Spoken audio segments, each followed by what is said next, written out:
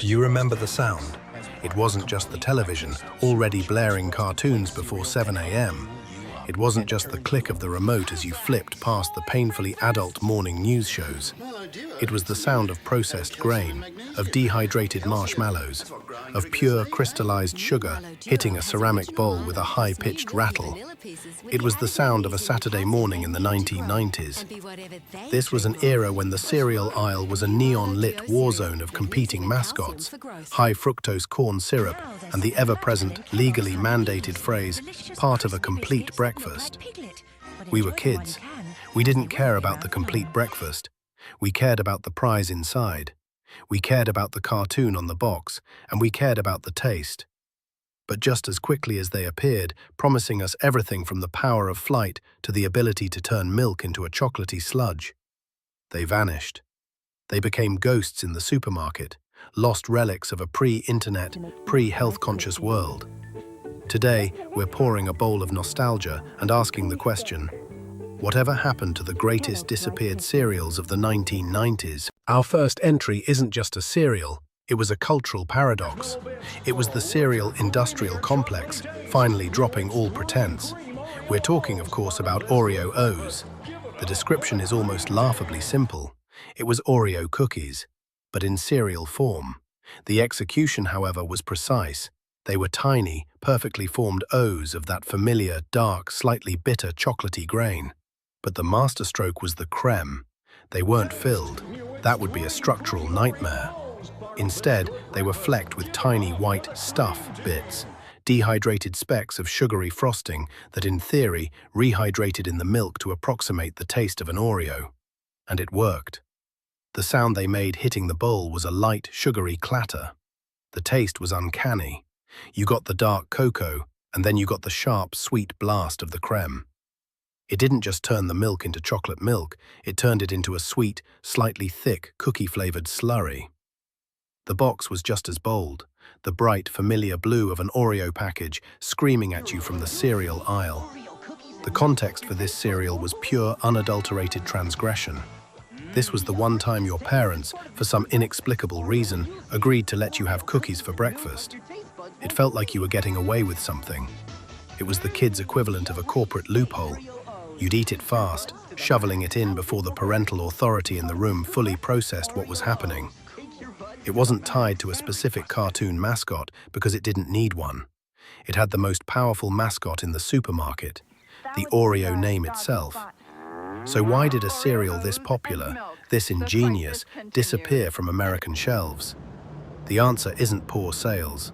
The answer is business. And it's a perfect case study in the complex world of corporate licensing. You see, Oreo O's was a joint venture, a collaboration between two titans. Post, who had the cereal manufacturing and distribution power, and Kraft Foods, who owned the Nabisco brand and, with it, the ironclad rights to the Oreo name.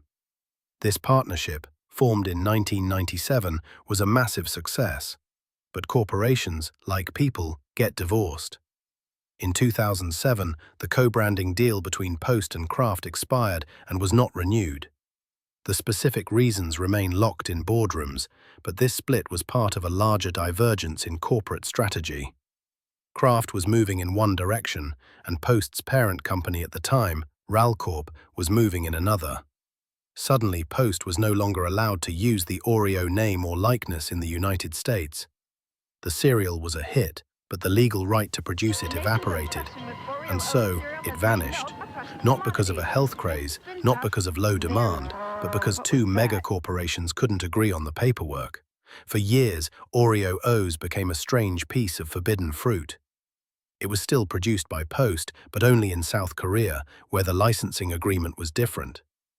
This led to a bizarre grey market where American cereal fanatics would pay exorbitant prices to import boxes from Seoul. It was a cereal killed not by the market, but by the boardroom. Next, we look at a masterpiece of food engineering, a cereal that wasn't just a flavor, but a shape. A cereal that tried to replicate a Sunday morning breakfast in bed and deliver it on a Tuesday before the school bus arrived. This was, of course, French Toast Crunch. The description of this cereal is all about the visuals. General Mills achieved something remarkable here. They weren't abstract O's or flakes. They were tiny, photorealistic, perfectly formed slices of bread. You could even see the little curved top of the crust. They were dusted with cinnamon and sugar and coated in a sheen of, well, maple-flavored corn syrup is the technical term. The experience was a multi-sensory one. The smell that hit you when you opened the box was an immediate, powerful blast of artificial maple and cinnamon. The taste was uncanny. It was incredibly sweet, but the corn and oat base gave it a satisfying, grainy crunch. And just like real French toast, it had a very short half-life in milk. It was a race against the clock to eat it while it was still crunchy, but even the sogginess was part of the appeal. It mimicked its namesake, soaking up the milk just like a slice of egg-battered bread. The context for French toast crunch was its place in the 90s miniaturization trend. We had tiny teddies, tiny tacos, and now tiny toast. It was a cereal that felt fancy. It wasn't just a cartoon character's breakfast, it was a simulation of an adult breakfast, just shrunk down for kids. The mascots, a trio of cartoon bakers, were secondary to the product itself. The star of the show was the tiny toast. Eating it felt like you were a giant, consuming a Lilliputian feast. It was a novelty, but a novelty that tasted exceptionally good.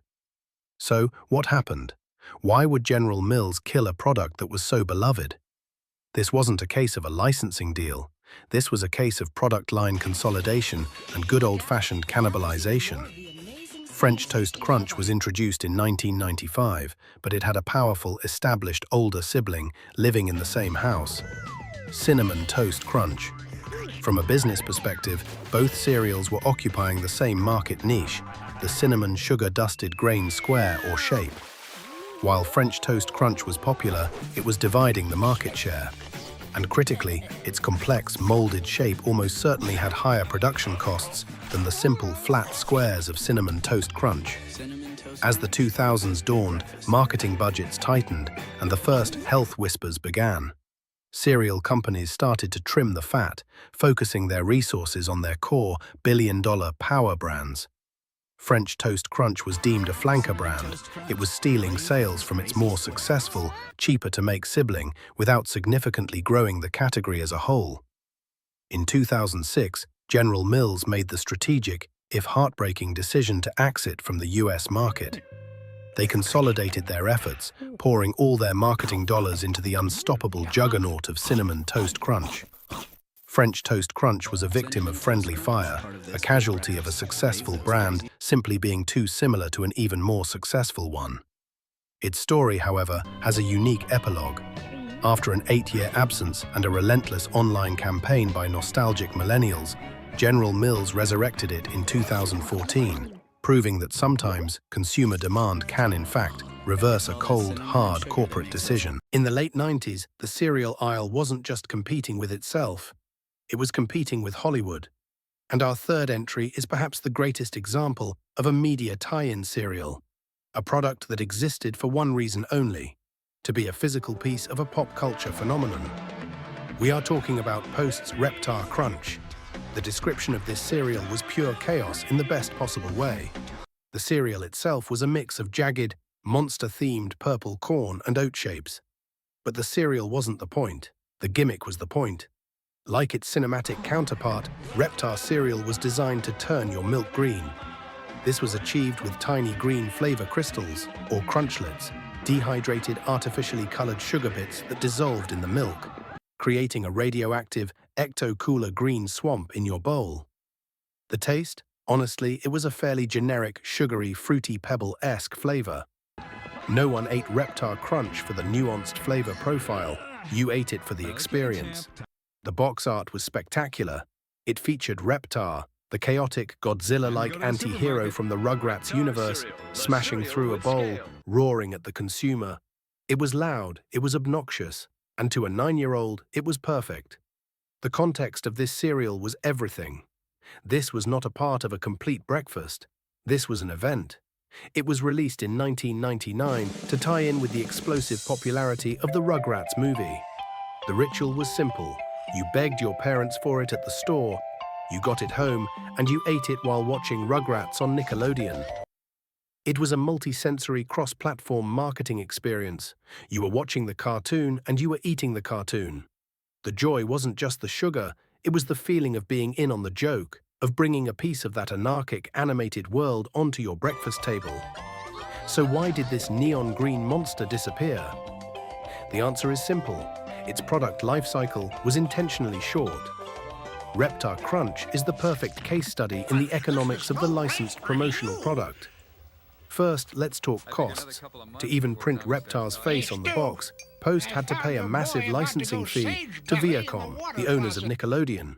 This immediately raises the product's baseline cost, cutting into its profit margin. Second, this was not a simple product. It required unique dyes for the purple cereal and a separate manufacturing process for the green milk-coloring Crunchlets.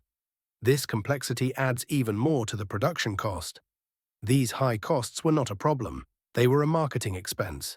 Post justified the expense because the cereal wasn't just a cereal. It was a $40 a box billboard for the Rugrats movie. And Viacom subsidized this through the power of its media empire. But what happens when the movie leaves theaters? The hype fades. The television ad slots move on to the next big thing. Suddenly, Reptar Crunch is no longer a synergistic marketing tool.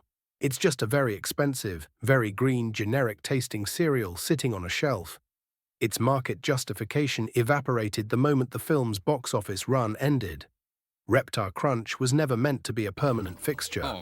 It was a comet, designed to burn incredibly bright, capture the collective imagination of every kid in America for one glorious summer and then disappear forever.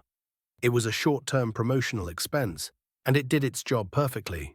Our fourth entry wasn't just a cereal, it was a sugar-fueled fever dream, a product so brazen in its premise that it feels like a collective hallucination. This was General Mills's 1993 patriotic-themed attempt to put raw candy into a breakfast bowl. I'm talking about Sprinkle Spangled Fun. The description of this cereal was pure, unadulterated excess. The base was a star-shaped, sweetened corn puff, but the base was irrelevant. The point of Sprinkle Spangled Fun was the sprinkles. And not just a light dusting, the box promised a burst of sprinkles in every bite. These were large, star-shaped candy sprinkles in red, white, and blue. This was essentially Lucky Charms, but instead of oats, it had sugar puffs, and instead of marshmallows, it had pure candy. The experience was a Technicolor sugar rush. It was crunchy, then it was gritty from the candy, then it was just overpoweringly sweet. The box, a blinding explosion of primary colors, featured a jester-like mascot, gleefully dumping sprinkles everywhere. But the advertised gimmick was twofold. First, the fun of eating candy for breakfast, and second, the promise that the sprinkles would magically dissolve and change the milk's color. In practice, this was less magical. It rarely achieved a vibrant new color, often just melting into a murky, sweet, purplish-gray sludge at the bottom of the bowl. The context for this cereal was the absolute zenith of the gimmick wars of the early 90s. This was an era of cereal one-upmanship. If Trix had fruit shapes, Sprinkle Spangled Fun would have star shapes. If Lucky Charms had marshmallows, Sprinkle Spangled Fun would have sprinkles. The name itself, Fun, was a blatant marketing directive. This was not food. This was an activity. This was the bowl of cereal you begged for, the one you ate on a sleepover, the one that gave you an immediate, vibrating sugar high just in time for Animaniacs. It was a product that didn't just contain sugar, it celebrated it. So why did this star-spangled sugar bomb fail? It was gone by 1995, a remarkably short 2-year lifespan. This is a textbook case of market saturation and product redundancy. First, let's look at the competitive landscape. Sprinkle Spangled Fun was a candy-like cereal launched by General Mills, a company that already dominated that exact category with its eternal superstar, Lucky Charms. It was also competing directly with Post's Fruity and Cocoa Pebbles and Quaker's Cap and Crunch. The sugary cereal aisle was a Shark Tank, and Sprinkle Spangled Fun was a very expensive, very similar-tasting new fish. It failed to differentiate. Its core gimmick, candy bits in cereal, was already owned by Lucky Charms. It wasn't bringing anything new to the table, and it certainly wasn't going to unseat a cultural icon. This leads to the second problem: cannibalization. It's highly likely that the only sales it did get were from kids who, for 1 week, begged for it instead of Lucky Charms. It was stealing market share from its own sibling brand. And third, the cost-to-gimmick ratio was out of sync. Manufacturing two separate components, a corn puff and a fortified candy sprinkle, is significantly more expensive than making a simple one-piece cereal. When a high-cost product like this fails to instantly capture a unique market segment and instead just nibbles at the edges of your existing brands, its time on the planogram, the retail map of the cereal aisle, is doomed. It was too much, too late. A high-cost, redundant product in the most saturated category in the supermarket. It wasn't just sprinkle-spangled fun, it was sprinkle-spangled failure. Our fifth relic is a case study in brand extension, an attempt to take a beloved, simple, homemade snack and industrialize it into a breakfast food. This was Kellogg's ambitious and sticky Rice Krispies Treats cereal. The description of this cereal was pure genius, or pure sacrilege, depending on your perspective. It was not, as some assumed, just Rice Krispies with marshmallows. No, that was Marshmallow Rice Krispies. This was different. This was an attempt to recreate the snack bar in bite-sized form. The cereal consisted of small, dense clusters of Rice Krispies, all glued together with a hardened marshmallow and butter-flavored sugar coating. The experience was a textural shock. You were expecting the light, airy, snap, crackle, pop. What you got was a dense, substantial, chewy crunch. It was a cereal you had to work at. It was notoriously sticky, gumming up your teeth on the first bite. The box was a familiar Kellogg's blue, but the message was pure indulgence. It wasn't selling breakfast, it was selling dessert. And the milk left over. The milk was a reward in itself, a thick, sweet, unmistakably marshmallow-flavored syrup that was arguably better than the cereal itself. The context for this cereal, launched in 1993, was the snackification of the breakfast aisle. It existed in a strange middle ground. On one hand, it was a highly processed, sugary cereal. On the other, it evoked the powerful, wholesome nostalgia of the homemade Rice Krispies treat. A bake sale staple, a symbol of simple, gooey childhood joy. It was this dual identity that made it so compelling.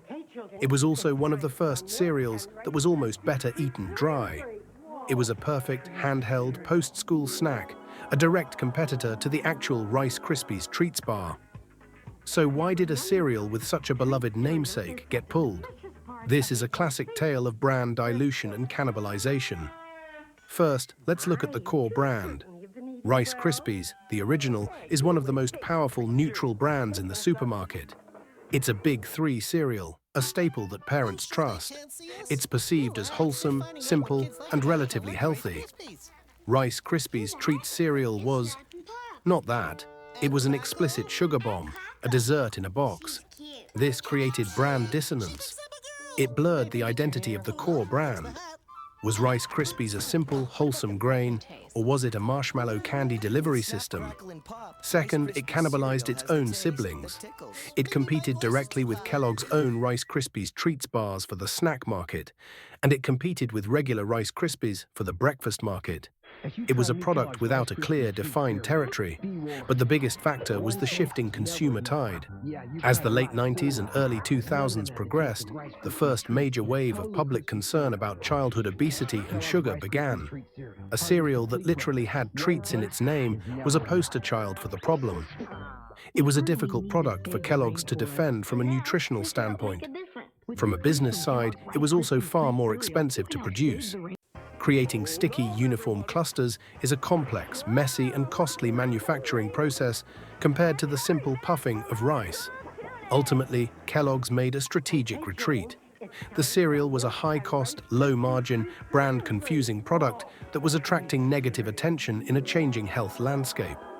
They pulled it to protect the integrity, profitability, and wholesome image of the core Rice Krispies empire,